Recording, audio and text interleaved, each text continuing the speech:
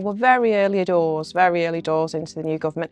We have seen in the press and we've seen as brokers, we have seen movements in the money markets with regard to mortgages. So residential rates are coming down more so than buy-to-let rates. They are still staying resolutely high. The ICR rate, or the stress rate that sits behind our buy-to-let portfolios, has come down slightly, so that's enabling a lot more lending. So existing landlords do need to go and have a little speak with a broker, purely because there are deals out there now where previously 12 months ago you would have struggled to move mortgages if you were looking to remortgage. But with regard to the change in government, there has been reductions in interest rates. Whether that's because lenders are more confident in the money markets, I'm not sure.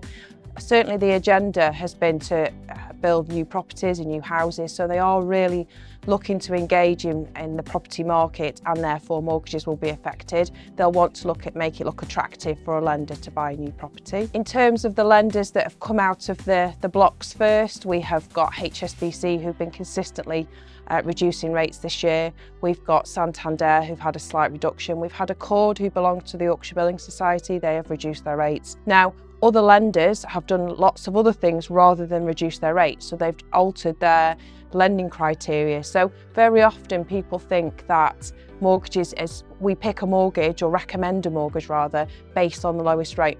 In this modern world that we're in today, we might start at the list at the top, and we have to work down to the first lender that will meet that client's circumstance, whether that be through income, type of income, age, etc. So a lot of lenders are actually promoting themselves based on unique lending criteria rather than just going for the lowest rate. So an example of that, which is fantastic, is the Nottingham Building Society, who've just launched a range of products for non-UK nationals without a definitive amount of time in this country and at the end of their visa. So lots of clients who support the NHS, for instance, are now able to get on the property ladder quicker, which is far better. But there's lots and lots of changes out there when it comes to lender criteria, and we're being able to get cases through that previously we wouldn't. So some lenders are going for a reduction in rates, and others are going for a change in policy to make it easy to lend. And that all comes with confidence in the markets. The more confident a lender is in the market, the more likely they are to take risk with a loan.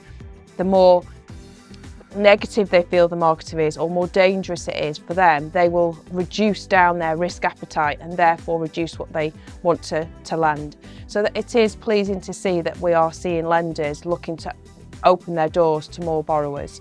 So if you're looking to have a chat to somebody about a mortgage, as we were discussing, things have changed a lot. The landscape has changed a lot in the last 12 months. Also, the reduction of the interest rates will mean the affordability stretch will be greater. So you may have spoken to an advisor or a bank 12 months ago and been told you could lend, say, 120,000.